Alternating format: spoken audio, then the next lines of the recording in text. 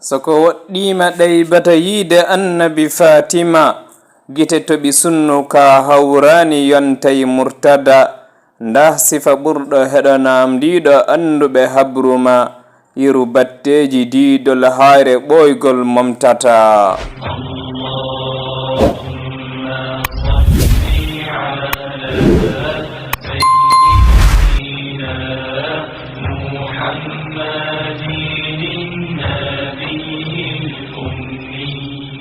الفضول يعني حلف الفضول واتي النبي أن توا وكان أكرم حلف سمع به وأشرفه في العالم. حلف الفضول فرتدق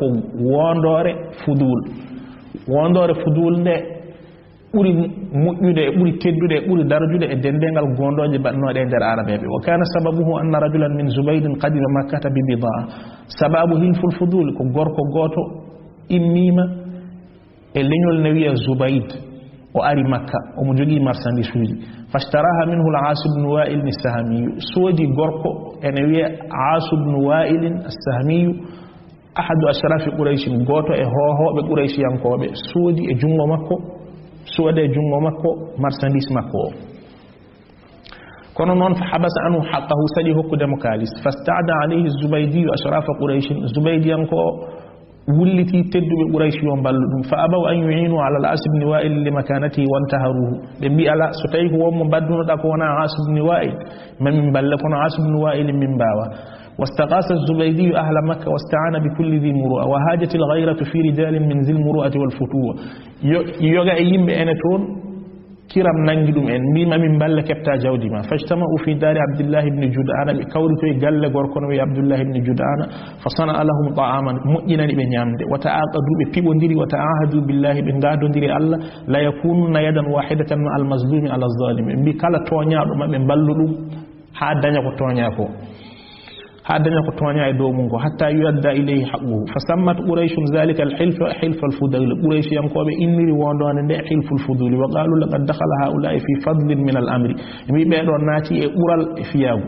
summa mashaw, caggal mum ɓe jeehi ila al-As ibn Wa'il fantaza'u minhu sil'ata az-Zubaydi fadafa'uha ilayhi, ɓe dokkimo sil'atu o.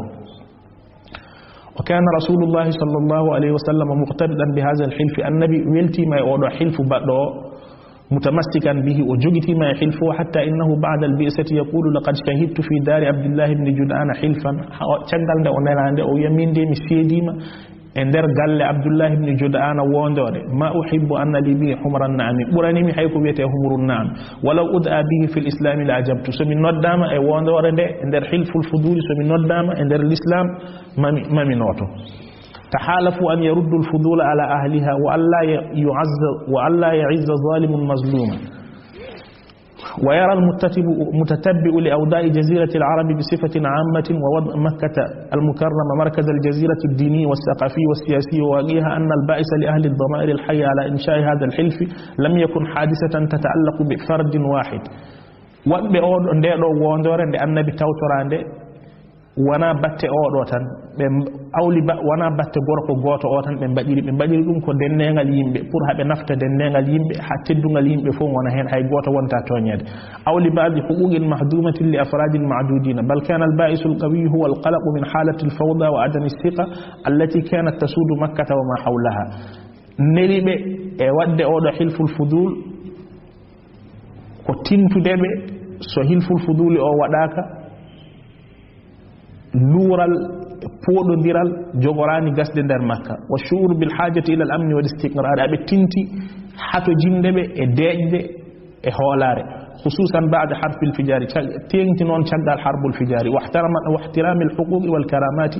nder hilful fuduli o neɗɗo fof watti teddinede, toñaɗo fof watti hokkede haqqe muɗum. wa himayati al ghuraba'i wal wafidin ila makka min at tujari was sunna.